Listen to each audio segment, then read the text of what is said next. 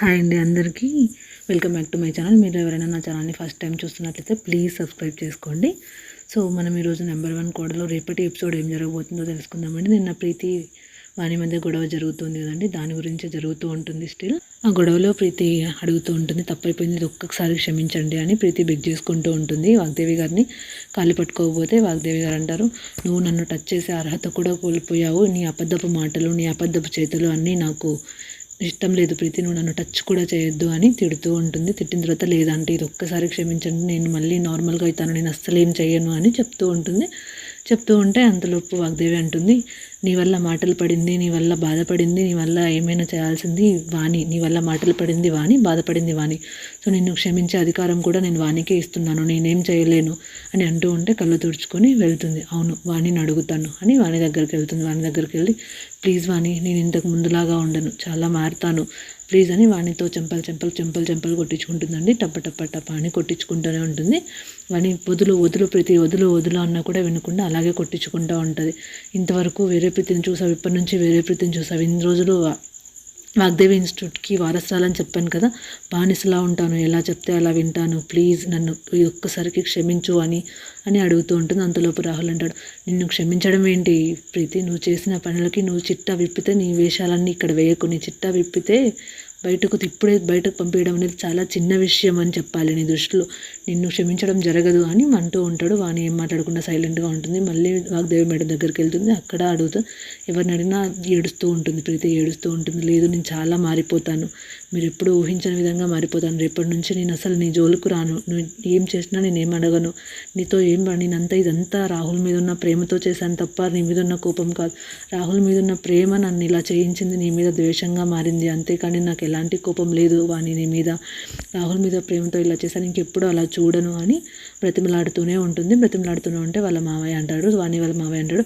ఇదంతా సమయం వేస్ట్ ఇవ్వరం కానీ ఫస్ట్ బయటికి పంపించేయండి అంటారు. రాహుల్ కూడా అదే అంటాడు, ఫస్ట్ బయటికి పంపించేయండి ప్రీతి, నేను చేసిన పనులకు నేను ఇంట్లో ఉంచడమే వేస్ట్ అన్నప్పుడు వాగ్దేవి సైలెంట్గా ఉంటుంది.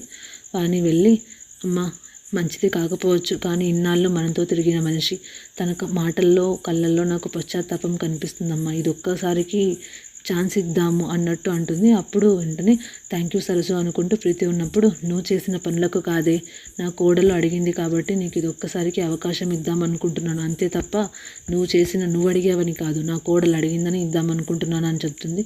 థ్యాంక్స్ అంటే, నేను ఇప్పటి నుంచి చాలా మంచిగా ఉంటాను, మీరే చూస్తారు కదా నేను ఎంత మంచిగా ఉంటానో, ఇప్పటి నుంచి చాలా మారిపోతాను, మీరైనా నన్నేనా కాదా అనుకుంటారు, నేను ఎవరి జోలికి వెళ్ళను, చాలా మంచిగా ఉంటాను అంటే, థ్యాంక్ యూ సరసు అని చెప్తూ ఉంటుంది. థ్యాంక్ యూ సరసు అని అందరూ వెళ్ళిపోతారు. వెళ్ళిపోగానే అంటూ ఉంటుంది సరస్సుతో మళ్ళీ థ్యాంక్ యూ సరస్సు అన్నప్పుడు రాహుల్ అంటాడు, నీకు ఇది ఒక రీబర్త్లా అనుకోవాలి, నువ్వు ఎన్ని తప్పులు చేసినా, నీ వల్ల ఎంత బాధపడినా కూడా వాణి మళ్ళీ నిన్ను క్షమించి ఇంట్లోకి రానిచ్చింది అని చెప్తూ ఉంటే, నీకోసం బతుకు ప్రీతి అని చెప్తుంది వాణి. అక్కడితో అయిపోతుంది.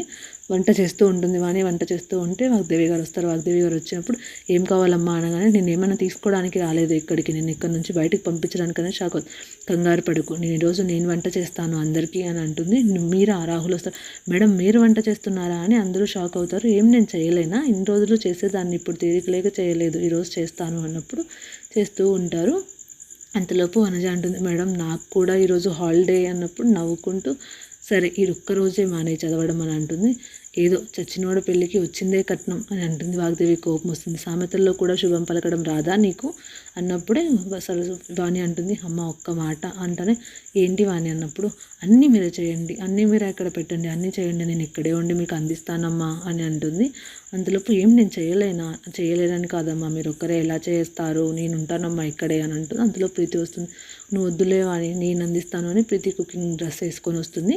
వచ్చి అంటుంది, నేను అందిస్తాను అంటే అవసరం లేదు అన్నప్పుడు, లేదు వాణి ఎలా అయితే ఇంట్లోకి ఒక పని మనిషిలా వచ్చి మీతో నెంబర్ 1 కోడలు అనిపించుకుంటుందో, నేను కూడా అలాగే అవ్వాలనుకుంటున్నాను అని చెప్తూ ఉంటుంది. చెప్తూ ఉంటే బతిమలాడుతుంది, ప్లీజ్ అంటే ఇది ఒక్క అవకాశం ఇవ్వండి అనగానే, సరే చేయిపో అని చెప్తారు. సరే రా అన్నప్పుడు చేస్తూ ఉంటారు. అప్పడాలు వేయించి అన్నీ చేస్తూ ఉంటే ఈ పక్క వాళ్ళ మావయ్య చాలా సంతోషంగా ఉందమ్మా ఇలా చూస్తుంటే ఈరోజు అని అంటూ ఉంటే, నేనేం చేశాను మావయ్య, ఇదంతా నీ చల్లవే సరసు, లేకుంటే ఎప్పుడు ఇలా ఉండేది కాదు, వాగ్దేవి చాలా సంతోషంగా ఉంది ఈ మధ్యకాలంలో, నాదేం లేదు మావయ్య, మనం అందరం హ్యాపీగా ఉండాలి అంతే అని చెప్తూ ఉంటుంది. చెప్తూ ఉంటే అంతట్లో అయిపోతుంది. అంతట్లో వీళ్ళంతా వంటలన్నీ చేసి అక్కడ పెట్టేస్తూ ఉంటారు. పెట్టేస్తూ ఉండి అందరూ తినడానికి వస్తారండి. తినడానికి వచ్చి కూర్చుంటారు.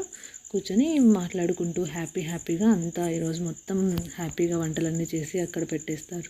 అక్కడ పెట్టేసి తినడానికి కూర్చుంటారండి. ఇక్కడితో ఈ ఎపిసోడ్ ఎండ్ అవుతుంది.